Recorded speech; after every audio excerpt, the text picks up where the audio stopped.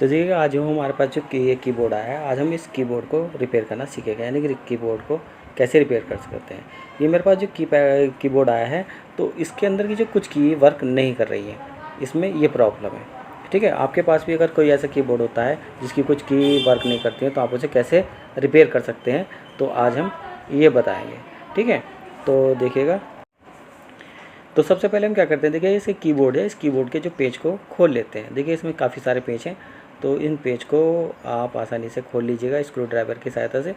ठीक है, और इसके जब कीबोर्ड खोलते हैं तो इस कीबोर्ड को हम खोलते समय बड़ी सावधानी बरतनी चाहिए, क्योंकि इसके अंदर जो स्विच लगे होते हैं, टच स्विच लगे होते हैं, वो जो है वो चिपके तो होते नहीं हैं। ठीक है, वो बिखर जाते हैं। ठीक है, तो इसलिए आसानी से सावधानी से खोलना है ना आपको। तो देखिएगा ये पेज मैं खोल लिया है। ठीक है, और अब हम देखते हैं इसे कैसे खोलते हैं। ये मैंने पेज खोल लिया है और अब हम इसे खोल लिया है। देखिएगा ये इसके अंदर जो होती है ये कीपैड होता है इसका।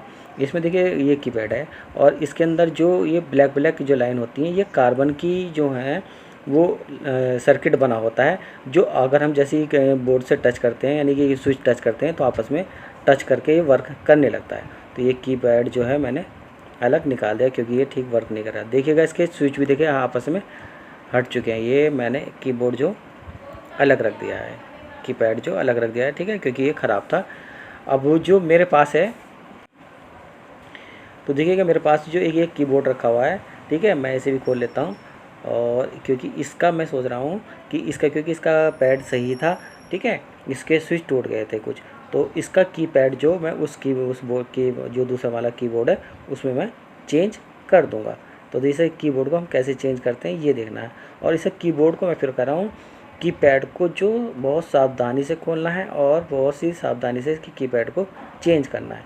देखिए ये मैंने जो मेरे पास दूसरा कीबोर्ड था उसका कीपैड मैं निकाल लिया। अब देखिएगा इसकी कीपैड की सेटिंग हम कैसे करते हैं। तो सबसे पहले हम क्या करते हैं, ये जो इसका जो कीपैड है हमारा, इसके जो ये देखिएगा मैंने जो भी बताया था, ये स्विच होते हैं जिससे हमारा जो कीपैड टच होता है। तो इन कीपैड को यानी स्विचों को पहले ठीक से हम लगा लेते हैं, क्योंकि ये चिपके तो होते नहीं हैं, ये आपस में एक दूसरे से मतलब हिल जाते हैं और गिर जाते हैं।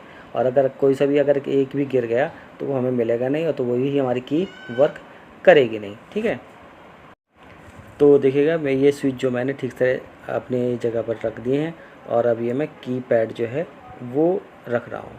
ठीक है, ये कीपैड को भी आसानी से और सावधानी से रखना है, क्योंकि स्विच के सामने ही ये जो ब्लैक ब्लैक स्विच हैं, ये की उसके आपके स्विच के सामने ही आने चाहिए। ठीक है, ये रख दिए हैं। और देखिएगा क्योंकि इसके अंदर जो नीचे के जो स्विच होते हैं, ये देखिएगा जो मैं दिखा रहा हूँ, ये अपनी जगह से हट जाते हैं। देखिएगा ये जैसे ही हट गया है। ठीक है, और ये भी हट गया था, और ये हट गया था। ये अपनी जगह से हट जाते हैं क्योंकि ये चिपके नहीं होते। बस यही बार बार आपको परेशानी करते रहते हैं, यानी प्रॉब्लम करते हैं, क्योंकि अपनी जगह से हटते रहते हैं। तो इसीलिए बड़ी सावधानी से इसे खोलना है और बड़ी सावधानी से इसे रखना है। अब देखिएगा ये मैंने रख दिया। अब जो अपनी जगह पर, बस इसमें कीपैड को ठीक से बैठाना है और स्विच को सही बैठाना है, और बस इसे ठीक से बैठाकर ये मैंने इसे बैठा दिया है। ठीक है, और अब जो है हम इसके जो है ठीक से बैठाकर इसे इसके हम पेंच लगा देंगे। ये हमारा बैठ गया है। ठीक है, ये बैठ गया। अब हम क्या इसके करते हैं, ये इसकी वायर है। तो देखिएगा मैंने ये जो सही से सेटिंग कर दी है इसकी। ठीक है, ये कर दी है। तो अब देखिएगा ये एक हमारे जो छोटा सा पैड होता है, ठीक है, ये रबड़ का ही होता है, इसे हम ठीक से बैठा देते हैं। ये हमारा रह गया था, क्योंकि अगर हम ये जो रबड़ का जो छोटा सा पैड है, अगर ये ठीक से नहीं बैठाएंगे तो यहाँ की जो की है वो प्रेस करने पर अधिक काम यानी सही से काम नहीं करेगी। तो इसे भी मैंने ठीक से बैठा दिया। अब हम क्या करते हैं, बैठाने के बाद इसके जो है हम जो पेच हैं वो लगा देते हैं।